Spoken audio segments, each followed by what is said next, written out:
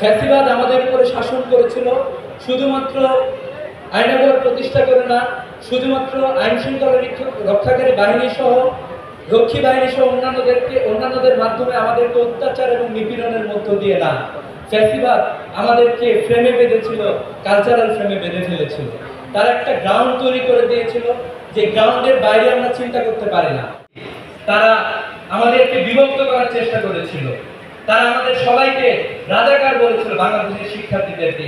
কিন্তু আমরা দেখেছিলাম যে ঢাকা বিশ্ববিদ্যালয় সহ বাংলাদেশের অসংখ্য শিক্ষার্থী সেদিন বলেছিল, তুমি কে আমি কে, রাজাকার রাজাকার, তোমাদের যে ফ্রেম তৈরি করেছো সেই ফ্রেম আমরা ভেঙে দিলাম। আপনারা কোনো গান কবিতা সেভাবে রচনা করেন না। সেই সময়টাতে বাংলাদেশের কিছু তরুণ লিখেছিল, আয়টার জন্য আয় কি কর, এই ফ্যাসিবাদের যত ফ্রেম আছে আমরা সেগুলো ভেঙে দেব।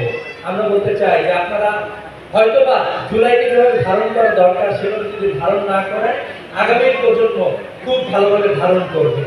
এবং আপনারা যে বিভেদের রাজনীতি, বাংলাদেশে বিভেদের কালচারকে প্রতিষ্ঠা করেছেন, এই কালচার আমরা ভেঙে দেব ইনশাআল্লাহ।